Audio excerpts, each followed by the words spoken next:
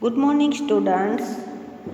आज का हमारा लेसन है सब्र का फल, जो एक शिक्षाप्रद कहानी है। तो बच्चों, आपको पता है सब्र क्या होता है? नहीं पता है तो चलो मैं ही बता देती हूँ। सब्र यानी धीरज रखना।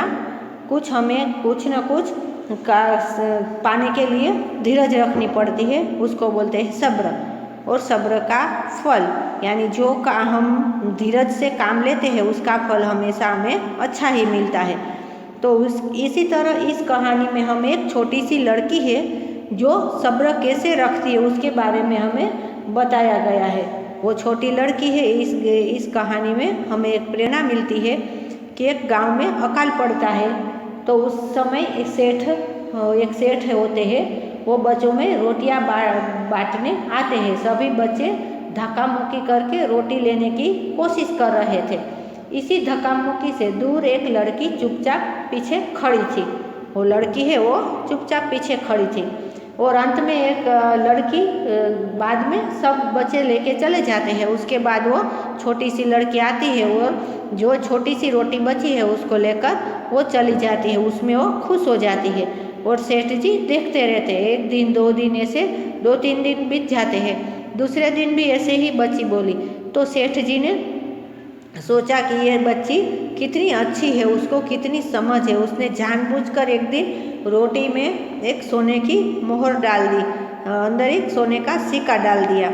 और लास्ट सबसे पीछे वो लड़की लेने आती है। वो रोटी लेके चली जाती है। फिर घर जाके रोटी तोड़ती है तो रोटी में से वो सोने का सिक्का निकलता है। तुरंत वो लड़की दूसरे दिन सेठ जी के पास जाती है और बोलती है कि सेठ जी, आपने मुझे जो रोटी दी थी उसमें से ये सोने का सिक्का निकला है। तो सेठ जी बोलते हैं कि मैंने जानबूझकर रखा है तेरे लिए कि बच्ची तो तुझे इसकी ज़रूरत है और ये तू रख, ये तेरा इनाम है, तेरा सब्र का फल है। तो बच्ची क्या बोलती है, देखो इतनी छोटी बच्ची है, उसमें भी कितनी अच्छी समझ है। वो बोलती है कि नहीं नहीं, मुझे ये नहीं चाहिए, इससे हमें मेरा स्वार्थ बढ़ जाएगा, मेरी लालच बढ़ जाएगी। जो मुझे ज़रूरत है उतना मिले, उसमें मैं खुश हूँ। तो सेठ उस पर प्रभावित हो जाते हैं, यानी खुश हो जाते हैं और उसको वो अपनी बेटी बना लेते हैं। तो बच्चों, सब्र का फल हमेशा अच्छा ही होता है। तो चलो हम ये कहानी आगे देखते हैं। एक बार एक शहर में अकाल पड़ गया। अकाल यानी आपको पता है ना, जिस साल बारिश नहीं होती है और खेतों में धान नहीं पाकता है और कुछ भी बच्चों को खाने को भी नहीं मिलता है, उसको अकाल बोलते हैं। लोगों के भूखे मरने की नौबत आ गई। तब शहर के एक धनी नेकदिल व्यापारी ने लोगों की मदद करने की सोची। जो शहर के एक व्यापारी थे, बहुत धनिक थे, यानी नेक दिल यानी बहुत दिलदार व्यापारी था।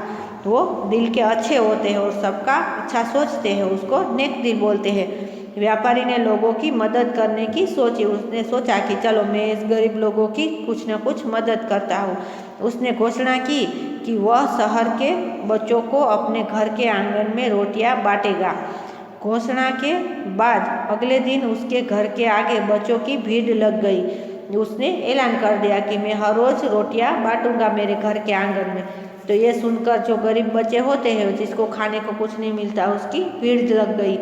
बच्चे एक दूसरे को धक्का मारते, गिरते पड़ते रोटियों की टोकरी तक पहुंचने की कोशिश कर रहे थे। रोटियां छोटी बड़ी थी। हर बच्चा बड़ी रोटी ले जाने के लिए लालच में धक्का मुक्की कर रहा था। इस धक्का मुक्की से दूर एक छोटी लड़की चुपचाप कोने में खड़ी थी। जब सभी बच्चों को रोटियां मिल गई तो वह अंत में आगे बढ़ी। ये सब सारे बच्चे हैं, उसमें रोटियां बनाई थी टोकरी में। कुछ रोटियां छोटी थी, कुछ बड़ी थी।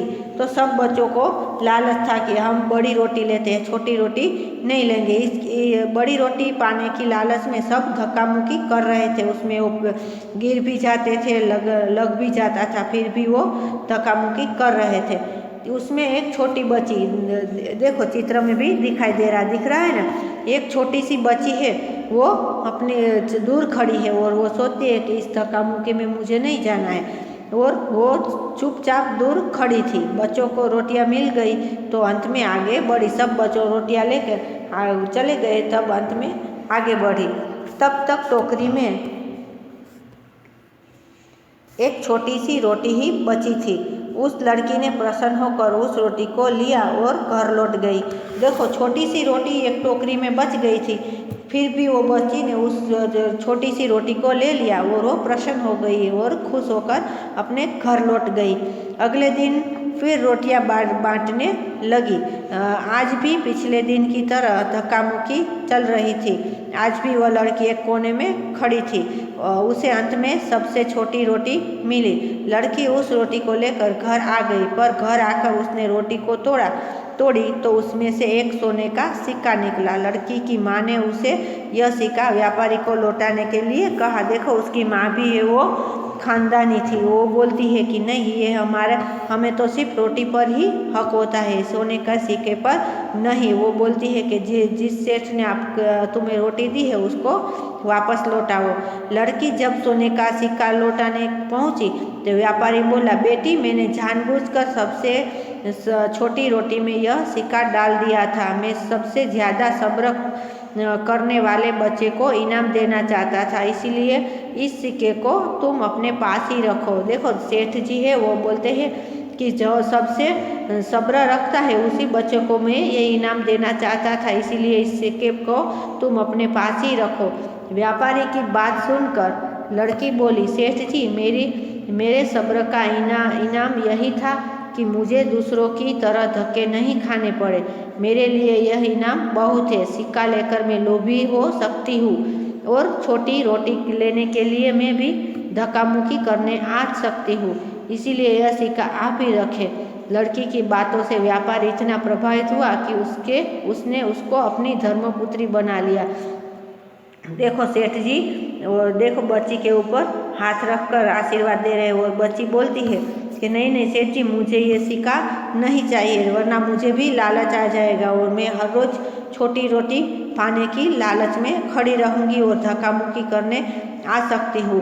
क्योंकि उस रोटी में सोने का सिक्का था तो मुझे लालच आ जाएगा कि छोटी रोटी सबसे पहले मैं ले लूँ, तो मुझ में भी लालच आ सकती है, इसीलिए मुझे सिक्का नहीं चाहिए, वो आप ही रख ले। और लड़की की बात सुनकर सेठ जी बहुत खुश हो जाते हैं, एकदम प्रभावित हो जाते हैं उस पर। तो देखो बच्चों, ये लड़की ने सब्र रखा तो सेठ जी उस पर खुश हो जाते हैं और उसको धर्मपुत्री बना लेते हैं। उसको जो भी लड़की की धर्मपुत्री यानी अपनी बेटी बनाना, उसकी बेटी होती नहीं है पर दूसरों की बेटी को हम अपनी धर्मपुत्री बनाते हैं, उसको धर्मपुत्री बोलते हैं। तो देखो, सीख क्या मिलती है इसे, सब्र का फल मीठा होता है। तो आपने देखा ना कि ये छोटी सी लड़की थी, वो लालच में आकर सबसे पहले नहीं आती थी और सब्र रखकर सारे बच्चे चले जाते थे, उसके बाद वो रोटी लेने आती थी। तो सेठ जी उस पर खुश हो गए और उसको सोने का सिक्का भी मिलता है और वो नहीं लेती है और बोलती है कि मुझे नहीं चाहिए, और उसके बदले में तो सेठ उसको अपनी बेटी बना लेते, धर्मपुत्री बना लिया। तो आपको पता चला ना कि सब्र रखने से हमेशा हमारा अच्छा ही होता है। तो बच्चों, अब हम देखते हैं शब्द अर्थ।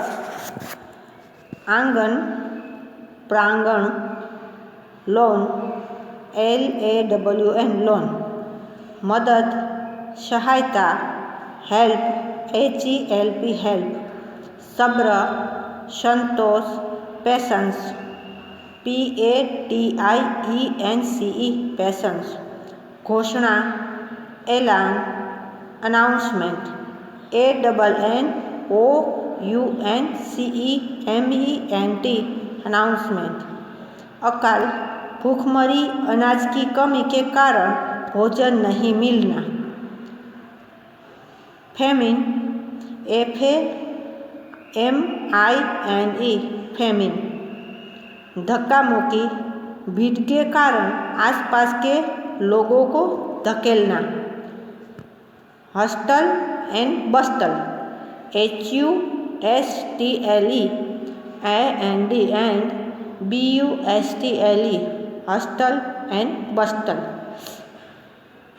लालच, लोभी, ग्रीडी, GREEDY ग्रीडी, प्रसन्न, खुश, हैप्पी, HAPPY हैप्पी, नेक दिल, अच्छी नीयत वाला, काइंड हार्टेड, KINDHEARTED,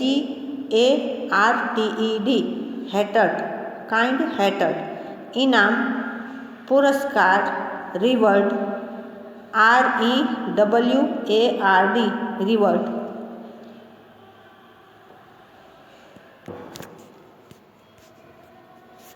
अब हम देखते हैं भाषा ज्ञान। इसमें कुछ ग्रामर दिया है, तो हम देखते हैं। क्रिया,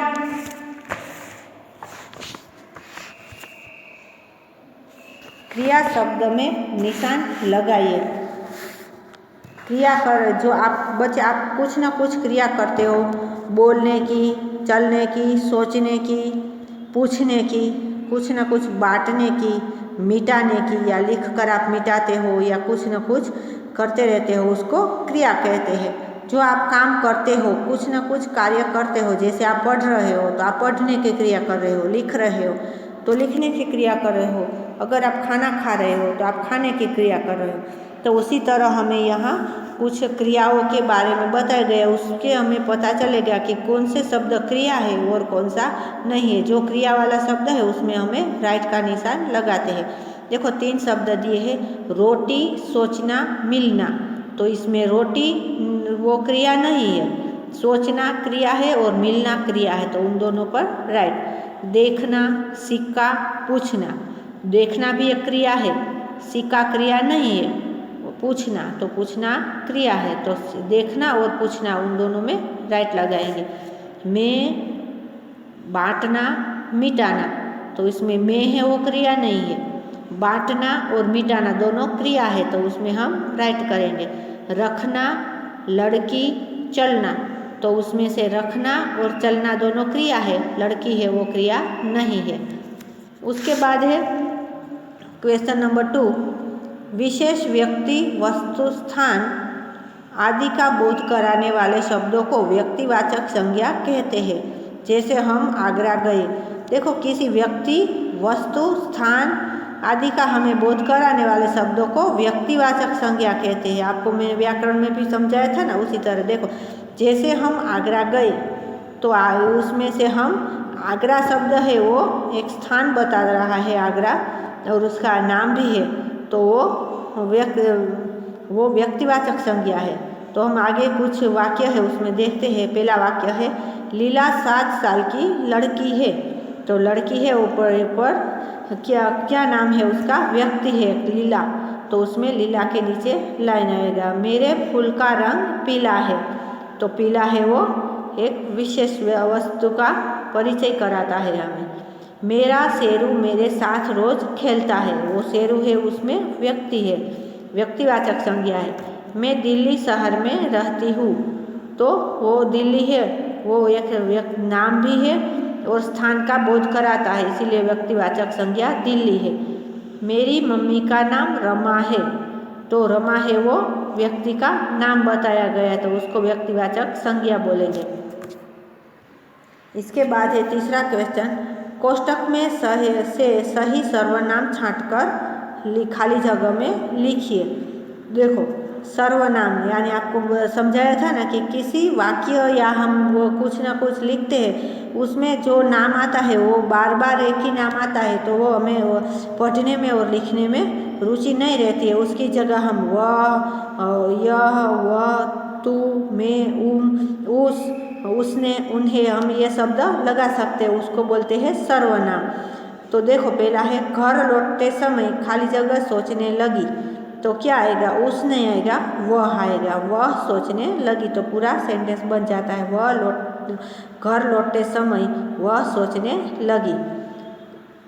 मुस्कुराते हुए कहा, तो क्या आएगा, उसने मुस्कुराते हुए कहा, तो उसमें उसने है वो सर्वनाम है। खाली जगह लालच नहीं करना चाहिए, तो हम या हमें, तो हमें आएगा, हमें लालच नहीं करना चाहिए। काश मैं भी उसके जैसी दिखती, तो उसमें मैं वो सर्वनाम है।